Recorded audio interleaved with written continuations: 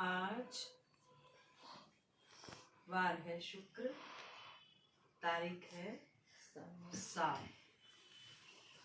साल नया साल 2022। माँ भगवती की पावन कृपा है कि हमें बार बार माँ अपने वचन और अपने गुणगान गाने का अवसर देती हैं। एक हमें देती हैं और दूसरा आपको सुनने को मिल जाता है। अरे भैया, जो मानव भूख है वो भोजन की रहती है। हमें तीनों समय भोजन मिलना चाहिए। भोजन में भी हमें वो मिलना चाहिए जो हमारे को आनंद देता है। और संत भाषा में संत को भूख होती है केवल सत्संग की, ताकि अगर उसके मुख से ज्यादा प्रभु का, महामाई का सत्संग उनके मुख से निकल जाए तो उनको लगता है कि आज उनको तृप्त भर भोजन प्राप्त हो गया है। तो हम भी उन्हीं भूखे लोगों में से हैं। प्रभु ने हमें सोनीपत का कार्यभार संभालने को कहा,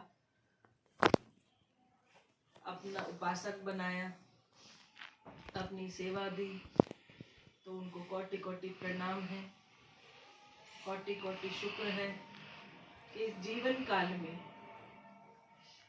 हमें अपने मार्ग के ऐसे अनुभव दिए जिसकी चर्चा हम उनके भक्तों के कान तक पहुंचाएं। तो सभी हाथ जोड़कर माँ भगवती का ध्यान करेंगे। जयकारे शेरावाली जी दा बोल साचे दरबार की जय। जगदियां जोता वाली माता तेरी सदा की जय। बोलो श्री सद्गुरुदेव भगवान की जय। शिव शंकर महादेव की जय। माता पार्वती की जय।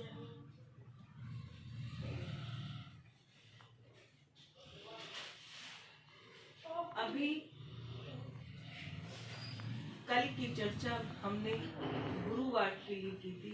गुरुवार, जिस वार का मतलब हमने गुरु से बताया था। जो बच्चे कल सभा में थे उन्होंने सुना। आज मन में विचार आया कि गुरु भाषावाद भी समझ लिया, पास भी होना जरूरी है, वचन भी अच्छे से समझ में आ जाए, हमारा इष्ट भी एक हो तो गुरु के साथ जुड़ने का अपार आनंद आता है। आज विषय ये है कि सबसे पहले जब हमने इस संसार में जन्म लिया तब हम कौन बने। इस संसार में इतनी सारी योनियां हैं, उसमें से एक योनि हमें प्राप्त हुई जो मानव योनि। आपने देखा होगा कि कहते हैं कि जो शेर होता है तो उसे हम अपने घर में पाल लेते हैं, तो एक दिन ऐसा आ ही जाता है कि वो हमें भी काट लेता है। आप जानवर को किसी भी भाषा का ज्ञान दे दो, पर जो उसने मुख्य अपनी योनि से भाषा सीखी है उसे वो भूलता नहीं है। जैसे कुत्ते को ज्यादा परेशान करें तो कुत्ता हमें काट लेता है, शेर भी उसी कार्य को करता है। जिस भी जीव की हम बात कर रहे हैं, हम किसी भी जीव के लिए कह दें, अगर एक मछली के लिए कह दें और उसे कहें कि हम उसे अपार सत्संग सुनाना चाहते हैं, उसे मंत्र दीक्षा देना चाहते हैं, उसे सब कुछ करना चाहते हैं, पर उसे पानी नहीं देंगे तो मछली जीवित नहीं रह सकती। और हमें कौन सा जन्म ईश्वर ने दिया? मानव, मनुष्य।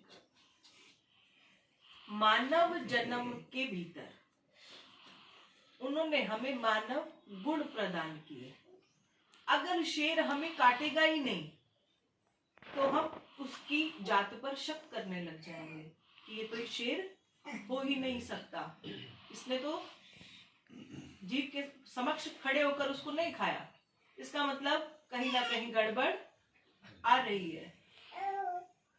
हम भी रोजाना मानव जाति के सभी बच्चे, कोई गुरुद्वारे जाता है, कोई मंदिर जाता है, कोई किसी भी द्वार को पकड़े हुए है, जब हम उस दर पर जाते हैं और जो गुण ईश्वर ने मानव रूप में हमारे अंदर उतारे हैं और उसके समक्ष खड़े होते हैं, पता चलता है कि ये वो गुण वाला व्यक्ति नहीं है, तो ईश्वर को हमसे शंका होने लग जाती है। क्या शंका होती है? बनाया तो इसे मानव है, पर क्या इसके अंदर मानवता का आधार गुण है या नहीं है? तो वो ईश्वर के समक्ष खड़ा होता है और आंखों से आंसू निकालता है और कहता है कि प्रभु मुझे तू चाहिए। फिर वो रोता है। आसपास के और भक्त भी देखते हैं, वो सोचते हैं ये कितना ललायित है कि ये प्रभु के लिए रो रहा है। और जैसे ही वो प्रभु के लिए रोता है, तब क्या होता है? वो कहता है मैं इतना रोया, मैंने इतनी पाठ पूजा की, पर जो मैंने मांगा वो मुझे नहीं मिला।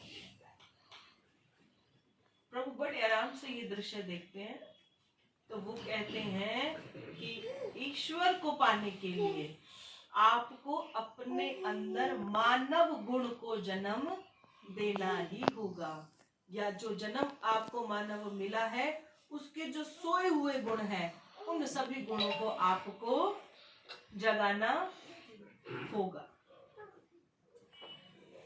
तो चर्चा कहाँ आती है कि ये कौन से गुण हैं? अब हमने गुरु को धारण करना है, कर लिया। अब गुरु जी बड़े क्रोधित हो जाते हैं। सत्संग चलता है और सत्संग के बीच में बच्चे आवाजें कर रहे हैं, तो गुरु को क्रोध आ जाता है। क्यों? क्योंकि उसको अपने जीवन में कोई भी घुर नहीं चाहिए। तो जय माता दी। तब क्या होता है? तो वहां पर दूसरे गुरु को कष्ट आता है, उनको क्रोध आता है। और हमारे इस जीवन काल में हमें क्या सिखाया कि अगर आपको मानव योनि से थोड़ा सा उच्च श्रेणी में जाना है तो सबसे पहले क्रोध को छोड़ना होगा।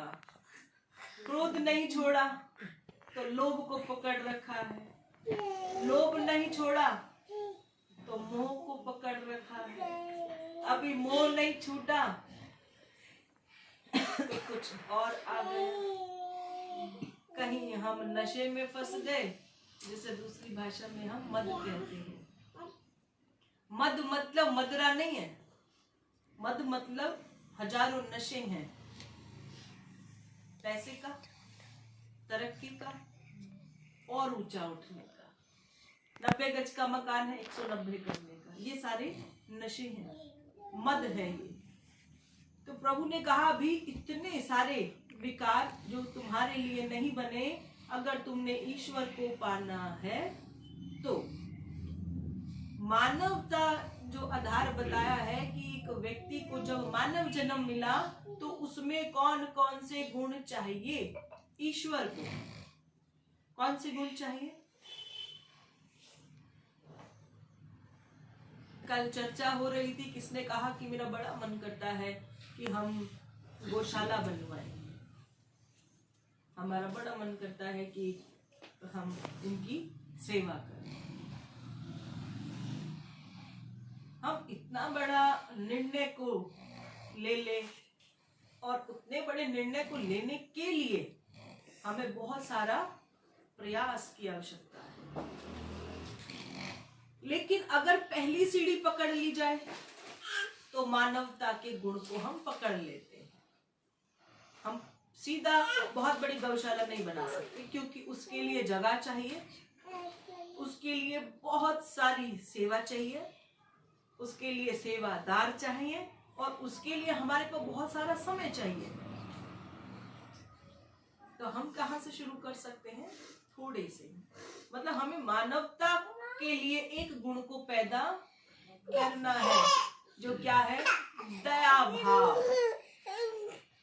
पहला क्या है? दया का भाव। अगर आपके हृदय में दया का भाव नहीं है, तब हम मानव नहीं हैं, और हम बहुत क्रूर व्यक्ति हैं। किसी के घर में कलेश हो रहा होता है, हम कहते हैं हमारा इससे कोई लेना देना नहीं है। सड़क पे गिरा आदमी, हम उसे उठाने की इच्छा नहीं रखते। कोई भूखा है तो अपने लिए है, कोई प्यासा है तो अपने लिए है। एक गिलास पानी है, इसे मैं पी लूं। अब एक गिलास पानी से मैं कितनों की प्यास बुझा सकता हूँ? प्यासा तो मैं हूँ, तो पहले मैं ही उस पानी को पी लूं। जब हम ऐसी भावनाओं को रखते हैं तो हम मानव की जो गुण है उससे नीचे चले जाते हैं।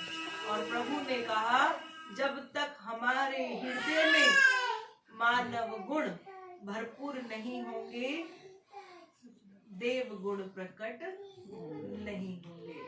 और देव गुण प्रकट जब तक नहीं करेंगे, तब तक ईश्वर की प्राप्ति नहीं हो सकती।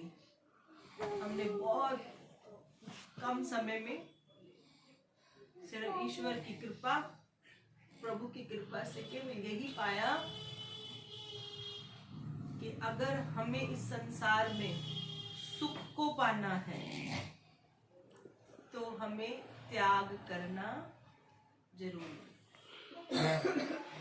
धन से सुख प्राप्त नहीं हो सकता। बहुत सारे कपड़े खरीद कर भी सुख की प्राप्ति नहीं हो सकती। आपने बहुत सारी जमीनें इकट्ठी कर ली तो अंत क्षण हमारी ही संतान हमसे छीना झपटी करने लग जाएगी। बहुत सारा सोना बना लिया तो हृदय सोने में अटक के रह जाएगा कि मरेंगे तो ये सोना कौन लेगा। जिसको मैं देना चाहती हूँ ज्यादा, उसे क्या पता ये ना ही मिले। जीते जी उसे दे दूं, कहीं मैं ही ना, अभी उम्र मुझे नहीं पता मेरी कितनी है। तो जीवन का सच्चा सुख त्याग समर्पण की भावना। ईश्वर को पाने के लिए आप कभी ऐसी सोच न लगाएं कि हम एक सत्संग में बैठे हैं और सारा प्रसाद सबको बट गया और मैं शेष रह गई। जब हमारे मन में ये भावना भी ना रहे कि सुबह से शाम तक मैंने यहाँ सेवा की, अभी जब प्रसाद का समय आया तो मुझे तो मिला ही नहीं। आप यकीन मानिए, आपके लिए कोई और व्यवस्था ईश्वर ने तैयार की है हमारे कर्मों के अंतर्गत। प्रभु को पाने के लिए केवल सत्संग को सुनना अनिवार्य नहीं है।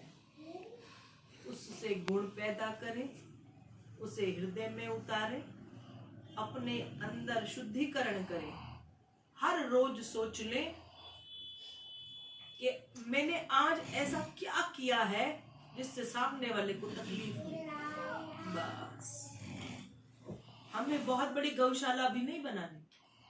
हमें तो केवल जो हमारे दरवाजे पर गाय अगर आ जाए तो उसे खाली हाथ जाने नहीं देना।